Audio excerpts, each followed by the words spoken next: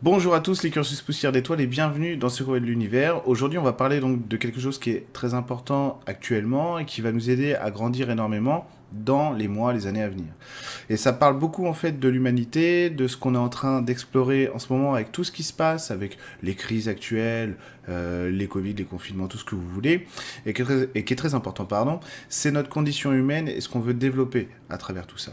Donc en fait, on pourrait tous penser, évidemment, et à raison aussi, que ce qui se passe en ce moment, c'est contraignant, etc., etc.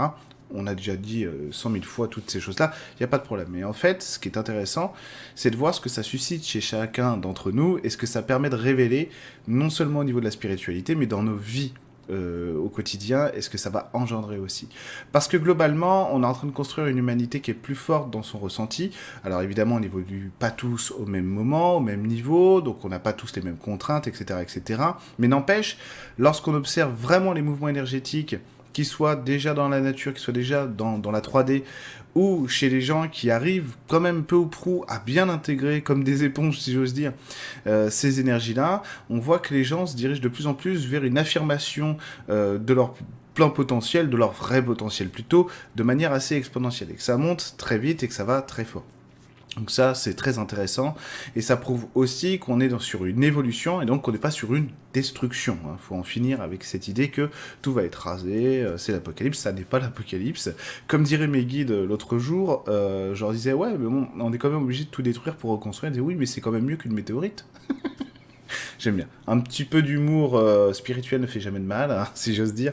Donc c'est vrai que c'est assez intéressant de voir ça et de comment ça se produit. Donc on est face à des gens qui sont beaucoup dans le doute, dans leur faisabilité. Pourquoi? Parce que les limites en fait qu'on vit actuellement sont beaucoup plus claires. Et c'est vraiment ce qui change par rapport à avant, parce que avant on pouvait avoir beaucoup plus de limites, mais elles n'étaient pas aussi claires. Donc on s'en rendait pas forcément compte. Aujourd'hui elles sont très claires. Par exemple, vous regardez des journaux de 1871, et je ne rigole pas, hein. Alors, en plus c'est l'actualité, c'est la mode en ce moment, la Commune de Paris, enfin on en parle un peu, c'est quand même pas mal, qui est la seule vraie révolution qui ait jamais existé, hein, révolution populaire, en France en tout cas.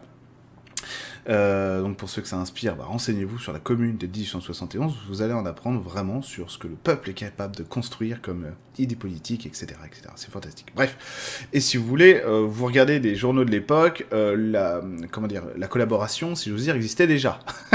Mais largement, hein, c'est tout pareil. Hein. Tout pareil, il y avait des journalistes de connivence, des journalistes de cours, comme aujourd'hui. Sauf qu'aujourd'hui, c'est beaucoup plus clair, quoi. Beaucoup plus clair, c'est-à-dire que vous voyez une Apolline de Malherbe, tout de suite, ça vous saute aux yeux. Ça pique même, vous dites, c'est pas possible, quoi. d'être aussi complaisant, voilà, bref, je vais pas utiliser de mots insultants. Mais bon, et en fait, c'est vraiment la traduction de notre époque de cette évolution, qui est vraiment gigantesque.